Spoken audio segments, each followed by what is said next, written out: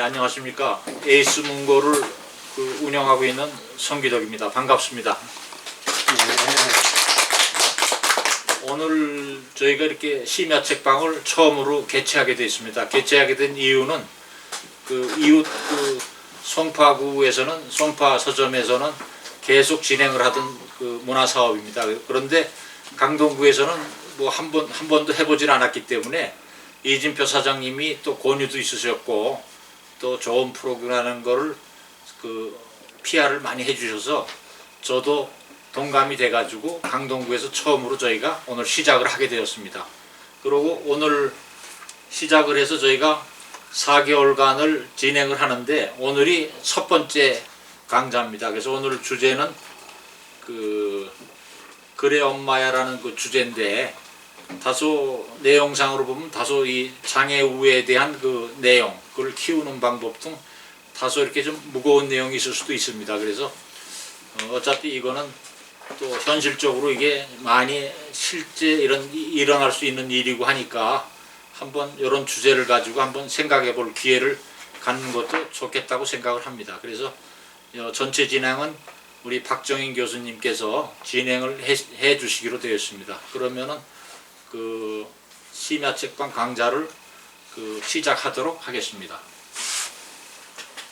네. 안녕하십니까. 당국대 박정인 교수입니다.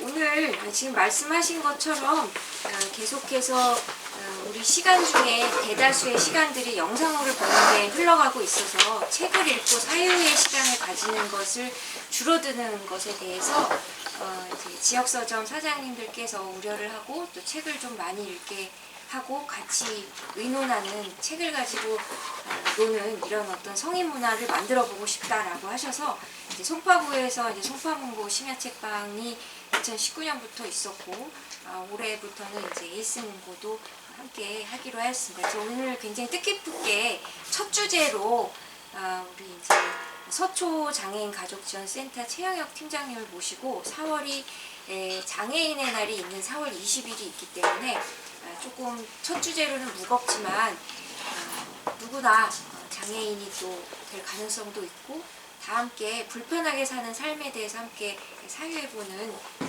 그런 시간을 마련을 했습니다. 오늘 일단 최영혁 팀장님을 반갑게 맞도록 하겠습니다. 반갑습니다. 소개받은 서초 장애가족지원센터 최영혁이라고 합니다. 여러분들은 혹시 세상을 살아가시면서 가장 공포스러울 때가 혹시 언제이셨나요?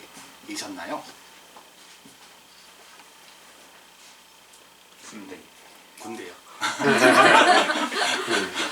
말씀 안 하시는 분들은 혹시 제가 이렇게 질문을 하는 거가 혹시 제일 무서운 순간이라고 혹시 생각하시지는 않으셨나요? 매 맞기 전, 주사 맞기 전 어릴 때. 저는 캐나다에서 사람이 제일 공포스러운 순간이 언제일까라는 조사를 했다고 하더라고요. 근데 이제 첫 번째가 가장 깊숙한 곳에 혼자 있었을 때, 그리고 높은 곳에 올라가서 혼자 있었을 때, 그리고 어두운 곳에 혼자 있었을 때, 그리고 네 번째가 대중 앞에 섰을 때라고 하더라고요. 그래서 이번 자리에 이제 이렇게 요청을 해주셨었을 때 되게 좀 무서웠어요. 대중 사람들 앞에서 이야기하는 기회가 그렇게 많지는 않다 보니까는 내가 이 자리에서 어떤 말을 어떻게 해야 될까라는 그런 고민들을 되게 많이 했거든요. 근데 주제는 어떻게 이렇게 시기가 맞춰져가지고 이제 장애인 가족에 대한 이야기를 하게 되었는데요. 이 책이 혹시 보신 분 계실까요? 그렇게 유명한 책은 아니고, 그렇다고 해서 출판사에서 막 이렇게 기획을 해가지고 진행된 거는 아니고, 이제 장애인 단체 기관에서 이제 지원금을 받아가지고 이렇게 제작이 된 책이다 보니까는 그렇게 대중적인 책이지는 않아요. 근데 이분들이 이 책을 쓰실 때 발달장애를 가진 자녀분들의 어머님들을 여러 번 만나면서 이 책이 제작이 됐는데요. 이 책에 대한 내용을 먼저 말씀을 드리면은 되게 좀 무거운 부분들이 많아요. 장애 자녀를 키우면서 그리고 그 장애 자녀의 장애를 마주하게 되면서 겪는 내용들, 그리고 그 장애 자녀를 이 사회에서 키워나가는데 겪는 어려움들, 그리고 그 안에서 누구누구의 엄마 남게 되고 나 자신은 남겨지지 않은 나의 모습을 바라보면서 겪는 어려움, 이런 부분들에 대한 거가 이 책에 담겨져 있는데요. 저는 여러분들하고 이 장애인 가족에 대해서 이제 이야기를 할 때 어떤 부분을 말씀을 드려야 되나, 그게 좀 이렇게 고민을 많이 해봤어요. 그래서 저 스스로도 장애인 가족이 뭐지? 라는 질문을 던져보고요. 근데 제가 장애인 복지 일을 한 게 10년이 좀 넘었거든요. 근데 장애인 가족이 뭘까? 라고 나에게 질문을 던졌었을 때 장애인 가족은 뭐다? 라고 정확하게 답변을 못 하겠더라고요. 그러면 장애인 가족이 겪는 어려움은 뭐지? 장애인 가족이 겪는 어려움이 비장애인 가족이 겪는 어려움하고 틀리다고 할 수 있나? 어떤 가족이 겪는 어려움이 더 어렵지?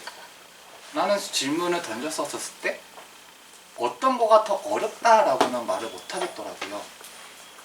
그래서 저는 이 자리에서는 어떤 뭐 특별한 장애인 가족에 대한 이야기라기보다는 우리나라에서 살아가고 있는 어느 가족의 이야기라고 들어주시면은 좀 더 쉽게 좀 받아들이지 않을까 생각을 하게 됩니다. 저희 같은 경우에 이제 인식 개선 교육이라고 해서 뭐 학교나 아니면은 기관들 이제 가서 뭐 학생들이나 아니면은 직장인분들, 뭐 교사분들, 뭐 이런 분들 대상으로 장애인 인식 개선 교육을 하고 있습니다. 거기 가서 하는 질문이 있어요. 장애인을 어떻게 생각하세요? 장애인 가족은 어떻게 생각하세요? 라고 여쭤봅니다. 혹시 여러분은 이 질문을 받았었을 때 어떤 생각이 제일 먼저 나나요?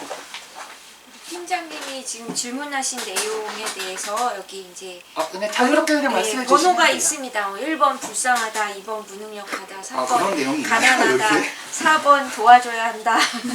예, 이런 예시가 있으니까 좀 뭐 이렇게 말씀을 자유롭게 해주시면 돼요. 다 5번 전생에 제가만 하면서 그럴까 이렇게. 보통 장애인이나 장애인 가족을 어떻게 생각하는지 느낌이나 이런 거를 말해보라고 이제 아이들한테 물어보면요, 아이들이 대답을 할 때 보통 이런 대답을 많이 해요. 힘들겠다, 어렵겠다 라는 대답을 많이 합니다. 그러면은 저희는 또 물어보죠. 왜 힘들까요? 왜 어려울까요? 라고 물어봐요. 그러면은 아이들이 하는 말은 몸이 불편하니까요. 장애인이니까 도와줘야 될 것 같아서요. 이런 말들을 해요. 근데 장애인 가족은 어떨까요? 라고 하는 질문에 대해서는 아이들이 똑같은 말을 합니다. 장애인 가족이라고 해서 장애인 가족분들이 장애인일까요? 아니죠. 근데 장애인 가족이라고 장애인 가족을 어떻게 생각하냐라는 질문에 장애인하고 똑같은 말을 해요. 장애인과 장애인 가족을 동일시 여기는 성향이 많더라고요. 근데 이게 아이들뿐만은 아니었어요. 아이들뿐만이 아니라 성인분들한테도 같은 질문을 했었을 때 비슷한 대답이 나옵니다. 그러면 장애인과 장애인 가족은 어렵다, 힘들다 라는 인식이 보통의 사람들이 가지고 있는, 우리 지역사회의 사람들이 가지고 있는 인식이라는 거죠. 근데 이 인식을 장애인 가족분들한테 말씀을 드리면요, 장애인 가족분들은 다른 사람들이 자신을 그렇게 바라본다는 거에 대해서 어떻게 생각을 하실 것 같으신가요? 불편할 것 같아요. 네. 대부분의 장애인 가족분들은 자신들을 어렵고 힘든 존재로 바라보는 그런 말이라거나 시선에 대해서 되게 불편해하세요. 왜 불편할까요? 똑같이 대해줬으면 좋겠다는 생각을 가질 것 같아요. 네, 맞아요. 장애인 가족분들은 다른 사람들이 저한테 아, 너 힘들겠다, 너 어렵지 라고 하는 말을 들었을 때 아무렇지 않거든요. 아니, 뭐가 힘들어? 너도 똑같이 살고 있잖아. 보통 그렇게 받아들이세요. 근데 사람들은 장애인 가족이라는 인식을 들었었을 때 그렇게 인식을 한다라는 거죠. 근데 여기서 중요한 거는 내 자신을 타인이 그렇게 바라봤었을 때 이걸 어떻게 받아들이냐가 중요하거든요.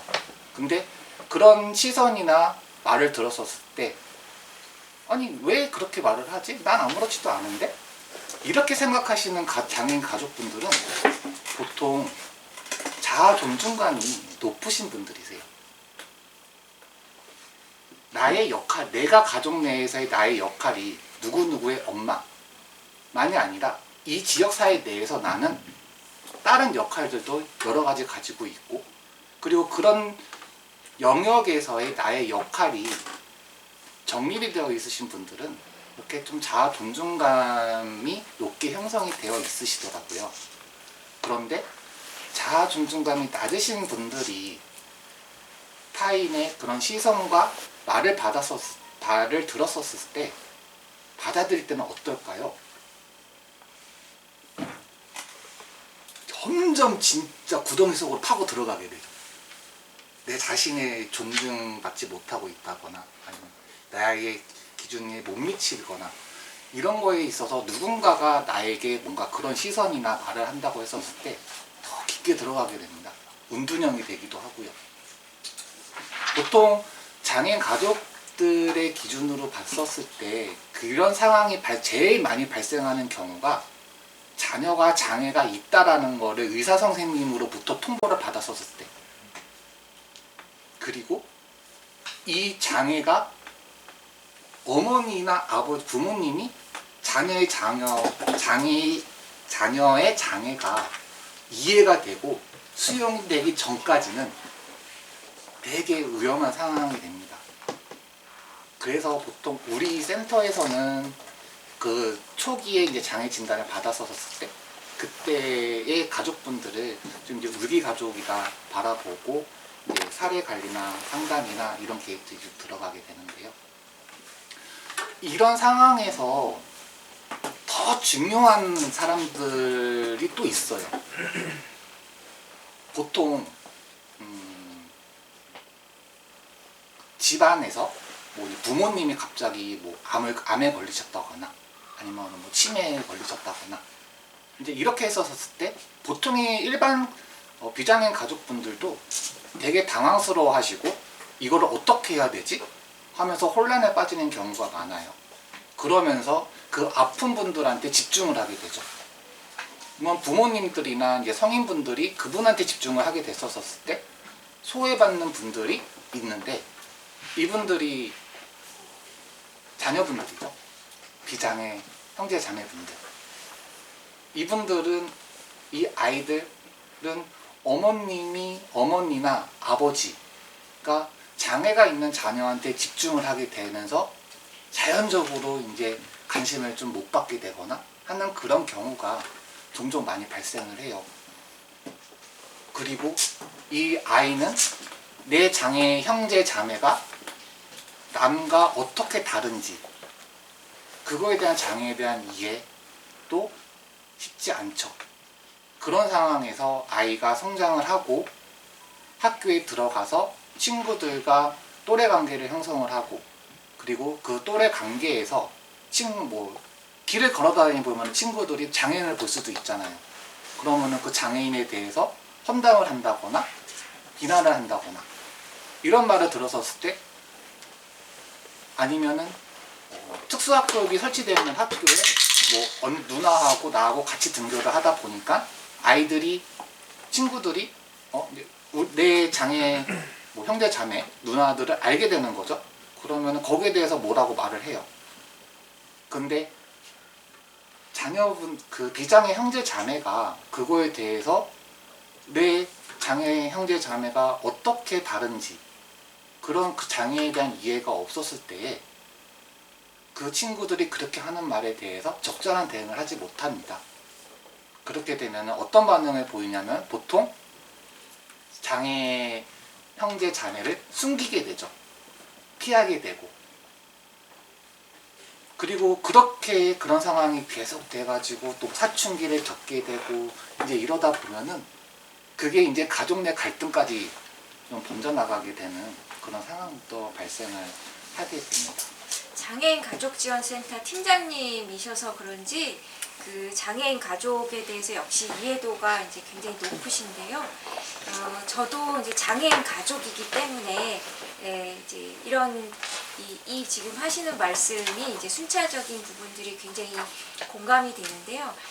일단 이제 장애라고 하는 사실을 이제 깨달았을 때 가장 절망했다라고 표현을 하시는데 이제 말 그대로 이제 우리가 살면서 불운을 겪게 되는데 그 불운이라고 하는 게 뭐 순차적으로 이유가 있어서 오는 게 아니라는 어떤 사회적인 좀 합의가 있어주면 좋은데 일단은 아이가 장애가 있자 그 이후에 가장 많은 사람들이 이제 부모에게 비난을 많이 퍼부어요. 그러니까 이제 그 비난 앞에서 사실은 장애인 부모나 장애인 가족들이 이제 무너지는데요. 1차적으로 유전자 결함에 대해서 집중적으로 이제 공격을 받고 그리고 그 다음에는 그에 따라서 이제 여러 가지 차별을 겪게 되거든요. 그래서 이제 아까 전에 장애인은 조금 어렵겠다, 힘들겠다라고 하는 생각이 가능하지만 장애인 가족은 그렇게까지 힘들겠다, 어렵겠다 그런 이야기를 들을 필요는 없거든요. 왜냐하면은 저는 대학의 교수고 또 나가서 여러 가지 사회 활동을 하고 집에 들어가면은 이제 장애인 자녀가 있지만 정당하게 똑같이 세금을 내고 여러 가지 사회 활동 자원봉사하고 다른 사람들하고 사는 게 똑같은데 이제 부득이하게 이제 장애인 자녀하고 같이 다니면은 이렇게 도매급으로 같이 이제 똑같이 그런 얘기를 막 하면서 이제 비난을 많이 퍼붓는 그런 상황들이 발생을 합니다. 특히나 이제 지금 우리 팀장님이 이제 구체적인 용어를 안 쓰고 최대한 좀 쉽게 말씀을 하시는데 차별의 영역에서 바로 그렇거든요.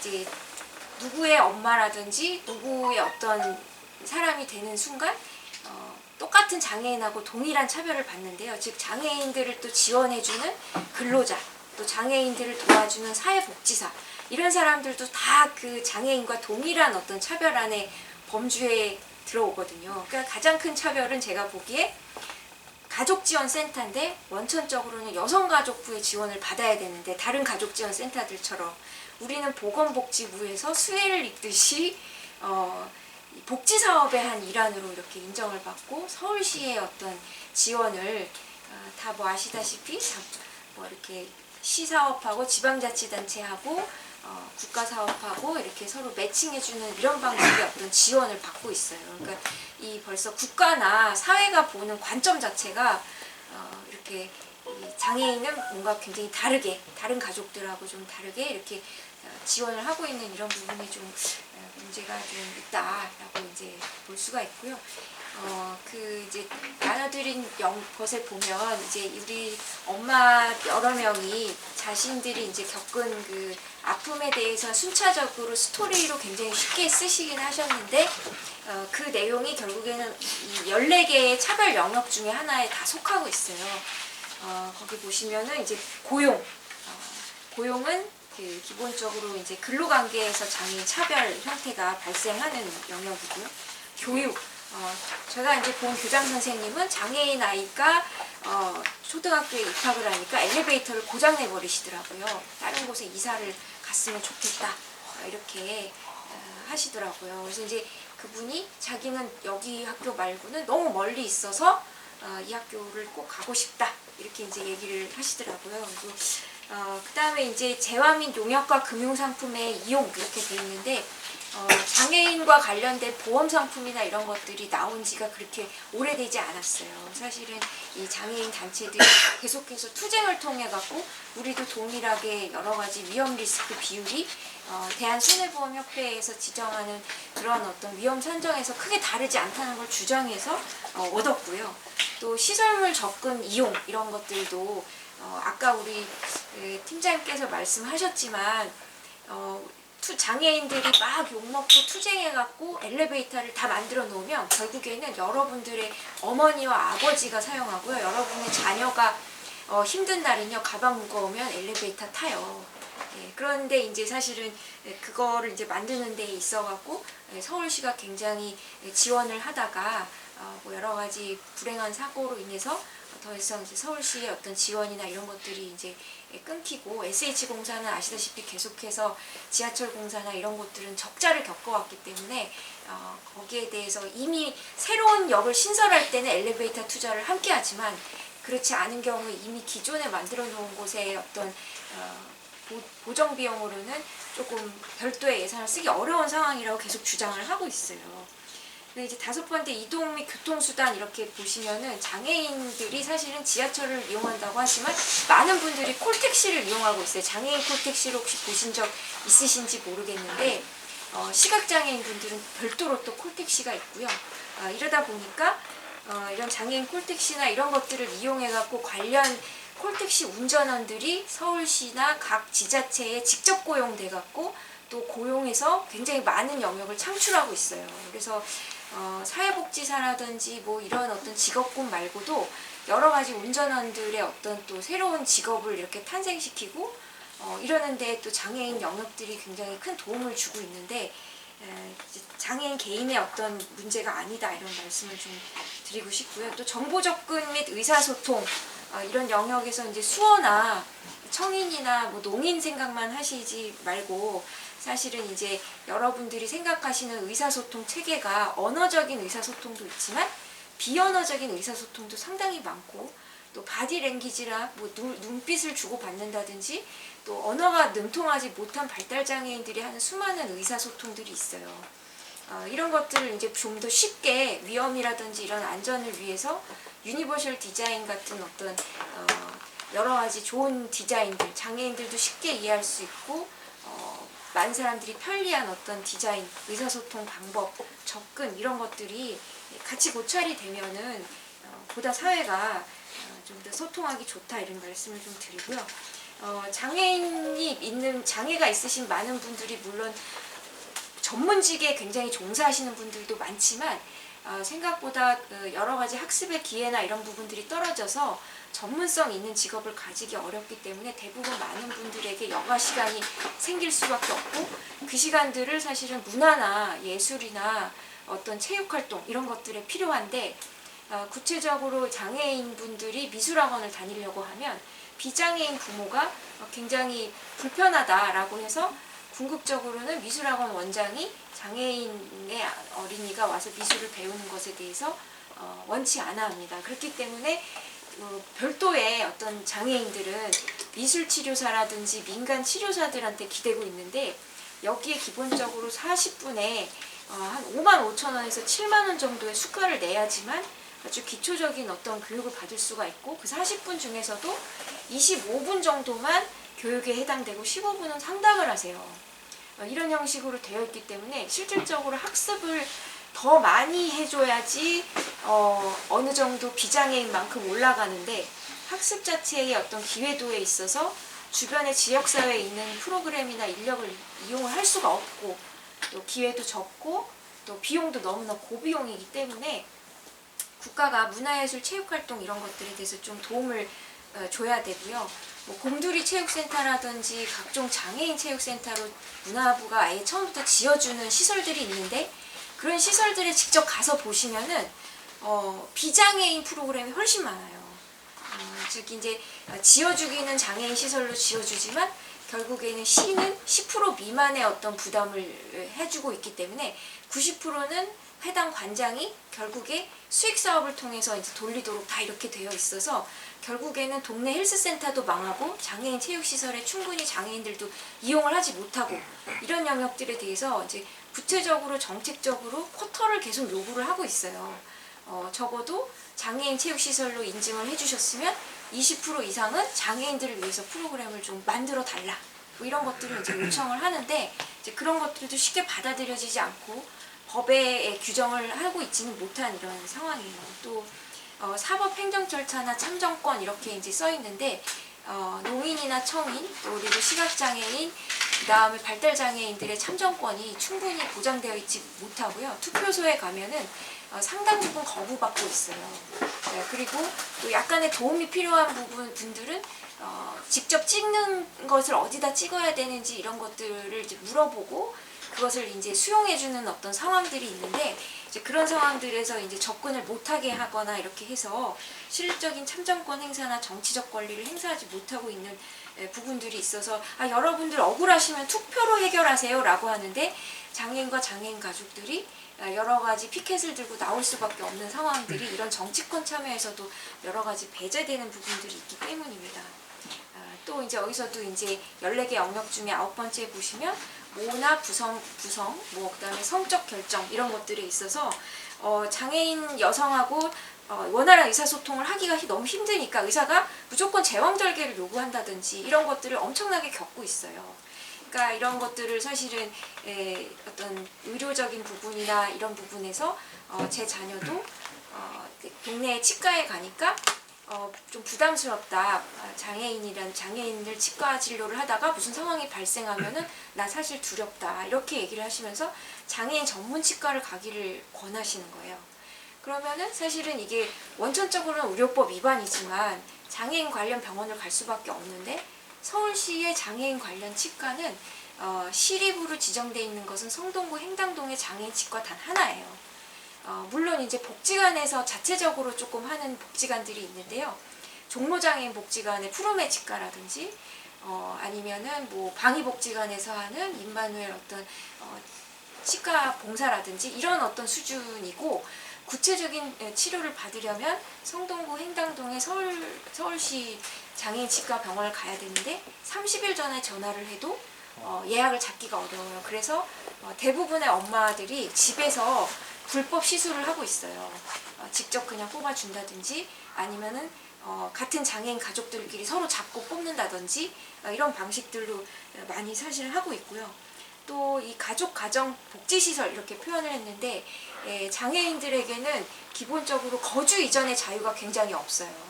물론 이거는 이제 장애인 가족이 사라지고 나면은 이분들이 대다수 많이 시설에 가는데 A 시설의 장이 마음에 안 든다고 아무리 장애인 발달장애인이 표현을 해도 다른 시설로 바로 옮겨줄 수가 없는 거예요.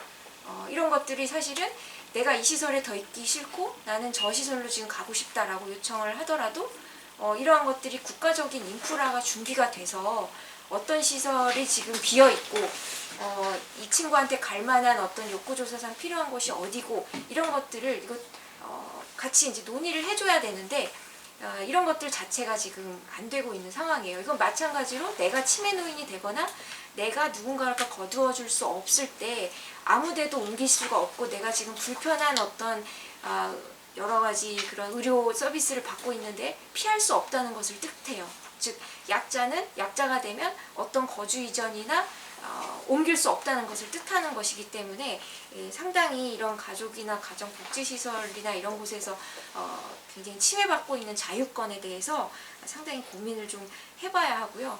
특히나 이제 건강권 관련을 해갖고는 많은 장애인들이 직접적으로 암이라든지 이런 검사들을 제대로 받지 못하고 있어요. 그런 이유가 발달장애인의 많은 사람들이 주사라든지 이런 공포가 있어갖고 찌르거나 이런 것들이 안 되거나 뭐 치아나 이런 것들이 잘못되어도 입을 잡거나 이렇게 하면 엄청난 양의 그런 마취를 해야 되기 때문에 불가능해서 대부분이 거의 이제 병원에서 상황이 발생해서 보면 술을 쓸 수 없는 심각한 어떤 장애인들 건강권이 침해가 되고 있는데 많은 부분들이 그런 부분이 이제 보조기기로서 개발이 돼야 되는 거거든요. 보조공학에서.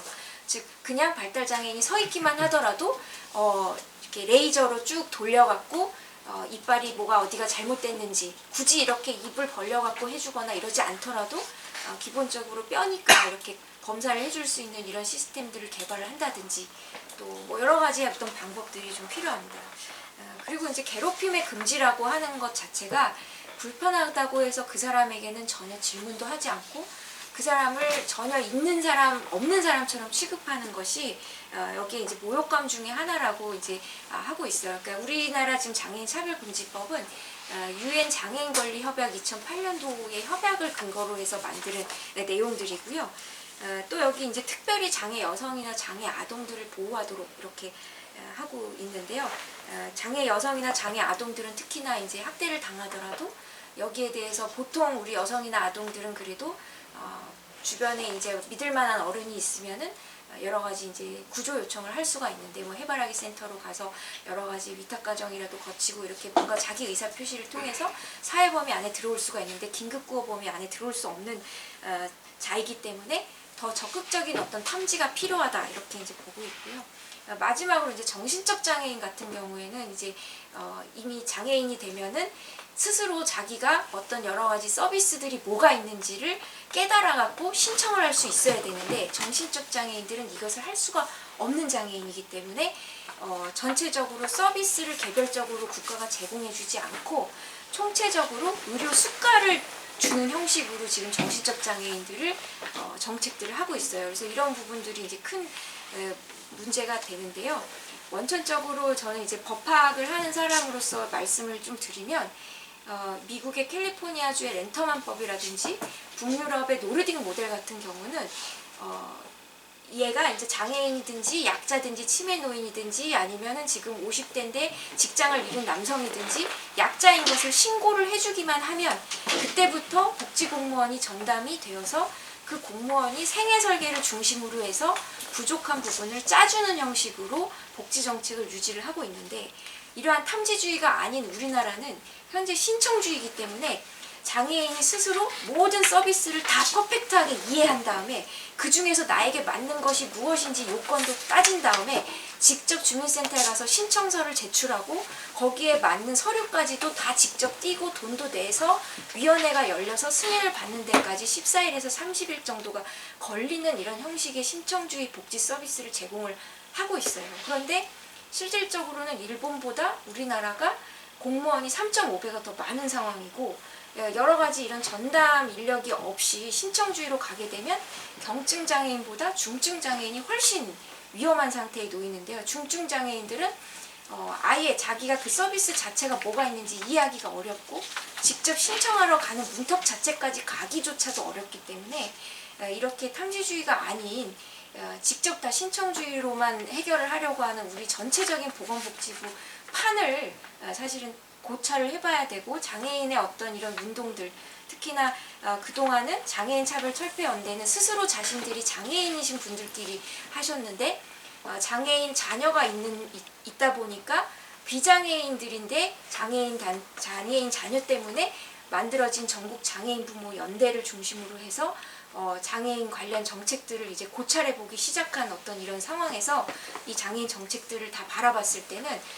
말도 안 되는 상황이었던 거죠. 중증 장애인들을 스스로 어떻게 신청을 다 하라고 하며 그리고 이런 것들이 우리가 진보적으로 나갈 수밖에 없는 그런 부분들로 이어졌던 거고 진보를 바라보는 사람들은 당연히 조금 현 상황에서 싫은 소리를 들어야 되니까 고통스러운 부분들이 좀 있었던 것이고 뭐 최근에 이제 머리를 삭발을 한다든지 여러 가지 뭐 이렇게 퍼포먼스들을 통해 갖고 이렇게 진보적인 어떤 장애인 정책을 이해해 주기를 굉장히 요청을 이렇게 하고 있습니다. 그래서 특히나 이제 이 형태 자체가 우리 팀장님이 여러 가지 훌륭한 사업들을 하시지만 궁극적으로 제일 중요한 사업 중에 하나가 비장애인 형제나 자매가 겪는 고통이 이루 말할 수가 없는 거예요. 실질적으로 장애인 부모는 늙어가고 정보력이 계속해서 떨어지니까 그 자리를 비장애인 형제 자매가 메꾸면서 결혼도 포기하고 여러 가지 직업을 자기가 원하는 직업을 선택하는 것도 포기하고 그게 고스란히 국가가 탐지주의를 선택하지 않은 죄로 가족에게 모든 부담이 돌아가고 있고 자녀나 뭐 부모가 서로서로를 바라보는 눈빛이 내가 너를 부담 줘야 되고 너가 나를 부담 줘야 되는 이런 눈빛으로 이렇게 가게 되는 이런 지금 현 주소에 왔습니다. 그래서 사실은 여기 이 엄마들이 그래 엄마야 라고 써있지만 굉장히 진보적인 엄마들이고요. 우리가 여기서 판을 바꾸지 않으면 국가가 직접적으로 전담 공무원이 생겨서 내가 죽어도 이 자녀에 대해서 생애 설계를 해주지 않으면 비장애인 형제 자매 또 그리고 비장애인 형제 자매하고 결혼한 애꿎은 또 며느리와 사위가 어떤 고통을 받고 살아야 되는지 이런 것들을 알 수가 있고 공무원이 직접 전담을 하지 않는 경우에 어떤 장애인 단체 안에 들어와 있는 회원들은 정보를 굉장히 많이 누릴 수가 있기 때문에 접근이 쉽고 이 장애인 단체 밖에 있는 사람들은 제대로 된 정보를 받을 기회가 없어갖고 매번 주민센터에다 물어봐야 되는 역차별을 또 역설계를 하나 더 만들어내는 부분이 있어서 사실은 우리가 전반적으로 이게 장애인 문제가 아니라 우리 복지 문제라고 생각을 하시고 가족에게 모두 전담을 했던 상황들을 사실은 국가가 직접적으로 왜 할 수 없는지 그 공무원과 인프라와 물적 인프라를 갖고 할 수 없는지 이런 문제점을 가지고 사실은 바라보기를 좀 4월에 바란다 이렇게 말씀을 좀